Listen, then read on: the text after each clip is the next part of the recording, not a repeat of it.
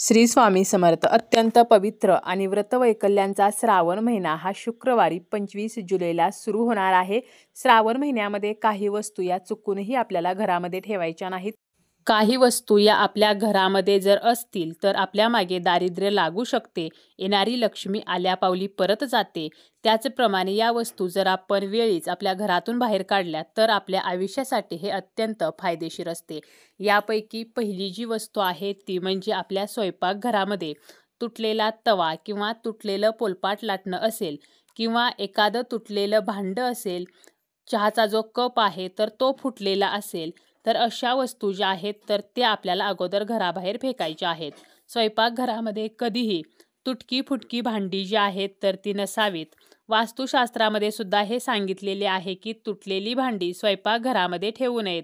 त्यामुळे अशी भांडी जर आपल्या घरामध्ये असतील तर याचे दोष लागतात, घरात दारिद्र्य येते. तुटलेली भांडी घरामध्ये नकारात्मकता आणतात आणि अशा घरामध्ये कधीही शांतता राहत नाही. त्यामुळे तुटलेल्या वस्तू आपल्या स्वयंपाकघरामध्ये असतील तर त्या आपल्याला घराबाहेर काढायच्या आहेत.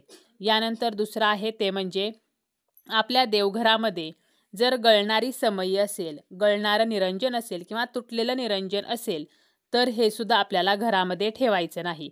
आपण दररोज देवासमोर दिवा लावत असतो, परंतु समई किंवा निरंजनामधून तेल गळत असेल किंवा ते तुटलेले असेल तर आपल्याला ते बदलायचे आहे, परंतु असं निरंजन किंवा अशी समई घरामध्ये ठेवायची नाही.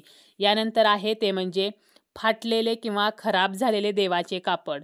आपण आपल्या देवासाठी कापड जे वापरत असतो ते जर खराब झालेले असेल किंवा फाटलेले असेल, बऱ्याच वेळेला ते खराब होते किंवा अगरबत्ती वगैरे जी आहे तर ती लागून त्या ठिकाणी ते कापड जळते, तर अशा वेळेला असं कापड आपण देवासाठी अजिबात वापरू नये.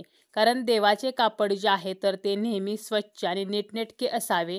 त्यामुळे फाटके कापड आपल्याला फेकून द्यायचं आहे आणि त्याऐवजी आपल्याला नवीन कापड जे आहे तर ते वापरायचं आहे. आता हे देवाचं कापड इतरत्र कुठेही न फेकता पाण्यामध्ये ते आपण विसर्जित करू शकतो किंवा यामुळे पाणी जे आहे तर ते दूषित होऊ शकते. म्हणून मग एका झाडाखाली छोटासा खड्डा काढून त्यामध्ये हे कापड जे आहे तर ते आपण जमिनीमध्ये गाडू शकतो. त्याचप्रमाणे दुसरी वस्तू आहे ती म्हणजे झाडू. झाडू म्हणजेच केरसुणी, जिला आपण लक्ष्मीचं रूप मानतो, ज्यामुळे आपल्या घरामध्ये माता लक्ष्मी येत असते. परंतु अशी ही लक्ष्मी म्हणजेच अशी ही केरसुणी जर खराब झालेली असेल, तुटलेली असेल तर मात्र माता लक्ष्मी नाराज होते. केरसुणीबाबत शास्त्रामध्ये अनेक नियम सांगितलेले आहेत आणि या नियमांचं जो कोणी पालन करत नाही तर त्याच्या नशिबी दुर्दैव येते. त्यामुळे घरातील वातावरण सुद्धा दूषित होते. म्हणून खराब झालेला झाडू असेल तर तो सुद्धा वेळीच आपल्याला बाहेर काढून टाकायचा आहे. यानंतर आहे ते म्हणजे तुटलेले चप्पल किंवा तुटलेले बूट, फाटलेले बूट जर आपल्या घरामध्ये असतील तर आपल्या घरामध्ये दारिद्र्य येत असते. आपली जी चप्पल आहे तर ते एक दारिद्र्याचं लक्षण असतं. बऱ्याच वेळेला जर आपण आपली चप्पल कुठे हरवली तर आपण अगदी सहजपणे म्हणतो की आपल्या मागची साडेसाती गेली. तर अशी ही जी चप्पल आहे तर तिला सुद्धा आपल्या जीवनामध्ये अनन्यसाधारण महत्त्व आहे.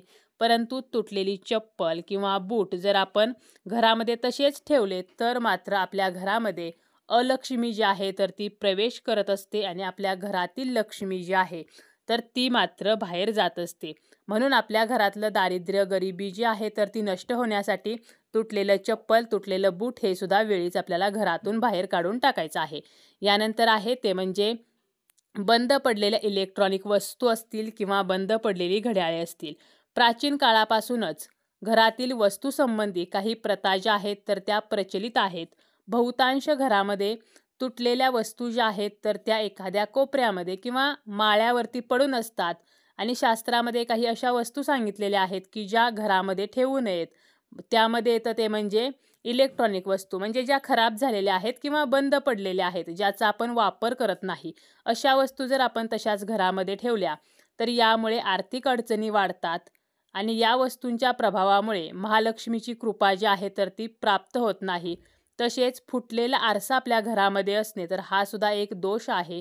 यामुळे नकारात्मक ऊर्जा जी आहे तर ती सक्रिय होते आणि कुटुंबातील सदस्यांना नकारात्मक परिणामांना सामोरे जावे लागते. त्यामुळे तुटका आरसा असेल तर तो सुद्धा लगेच बाहेर काढायचा आहे. खराब किंवा बंद पडलेली घड्याळी जी आहेत तर ती सुद्धा फेकून द्यायची आहेत.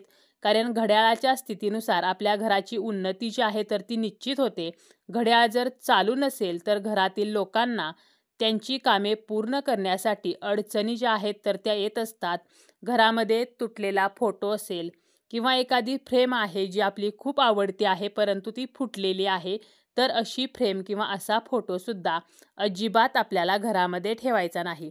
तसेच आपल्या घराबाहेर जी झाडे असतात तर त्यापैकी जर काही झाडे ही सुकलेली असतील किंवा वाळून गेलेली असतील आणि आपण ती तशीच ठेवलेली असतील तर यामुळे सुद्धा नकारात्मक ऊर्जा जी आहे तर ती वाढीस लागते. असं जर एखादं वाळलेलं किंवा सुकलेलं झाड असेल तर ती सुद्धा आपल्याला काढून टाकायची आहेत. त्यानंतर आहे ते म्हणजे फाटलेले कपडे. आपल्या घरामध्ये आपण नेहमीच फाटलेले जे कपडे आहेत तर ते एका बाजूला कपाटामध्ये ठेवून देतो आणि त्याकडे पुन्हा पाहत सुद्धा नाही. परंतु यामुळे सुद्धा आपल्या घराला दोष जे आहेत तर ते लागतात. आपल्या घरामध्ये दारिद्र्य येऊ शकते आणि आपण जर फाटलेले कपडे घरामध्ये ठेवले तर आपल्या गरिबीमध्ये वाढ असते. त्यामुळे आपण ही जी कपडे आहेत तर ती सुद्धा वेळीच त्याची विल्हेवाट जी आहे तर ती लावायची आहे, तशीच घरामध्ये ठेवायची नाहीत. त्या कापडातील चांगला जो भाग आहे तर तो आपण कट करून आपण तो वापरू शकतो. म्हणजे स्वयंपाकघरामध्ये भांडी पुसण्यासाठी आपण कापड वापरतो किंवा इतर गोष्टींसाठी, फरशी पुसण्यासाठी. परंतु फाटलेलं कापड जे आहे तर ते मात्र आपल्याला घरामध्ये ठेवायचं नाही. चांगला भाग जो आहे तर तो फक्त आपण काढून तो नीटनेटका घडी करून ठेवू शकतो आणि बाकी फाटलेला भाग जो आहे तर तो मात्र आपल्याला फेकून द्यायचा आहे. त्याचप्रमाणे फाटलेली पर्स असेल किंवा आपलं पॉकेट असेल तर अशा वस्तूसुद्धा घरामध्ये ठेवायच्या नाहीत. बऱ्याच वेळेला काय होतं, अनेक घरामध्ये डेकोरेटिव्ह दगड असतात आणि आपल्याला माहीतसुद्धा नसतं की या वस्तूमुळे आपल्याला फायदा होणार आहे की नुकसान होणार आहे, तरीही आपण ते घरामध्ये ठेवत असतो. परंतु असे डेकोरेटिव्ह दगड जे आहेत तर ते सुद्धा आपण घरामध्ये ठेवू नयेत. त्याचप्रमाणे आपल्या घरामध्ये आपण काही वस्तू या अजिबात ठेवू नयेत. त्यापैकी पहिलं आहे ते म्हणजे महाभारताच्या युद्धातील चित्र. आता महाभारताचे युद्धातील चित्र जे आहे तर ते जर आपल्या घरामध्ये असेल तर यामुळे घरामध्ये क्लेश वाढतो. यानंतर आहे ते म्हणजे नटराजची मूर्ती. नटराजची मूर्ती जी आहे तर ती विनाशाचे प्रतीक आहे. तसेच ताजमहालाचं चित्र असेल तर हे सुद्धा आपल्याला घरामध्ये ठेवायचं नाही, तर ते वेळीच बाहेर काढायचं आहे. कारण ताजमहाल हे एक कबर आहे. तसेच बुडत्या जहाजाचं चित्र जर असेल तर हे आपलं सौभाग्य बुडवतं. त्यामुळे असं जर चित्र असेल, अशी जर फ्रेम असेल तर ती सुद्धा आपल्याला घरातून बाहेर काढून टाकायची आहे. आणि काटेदार झाडे जी आहेत तर ती सुद्धा आपल्या घरामध्ये कधीही नसावीत.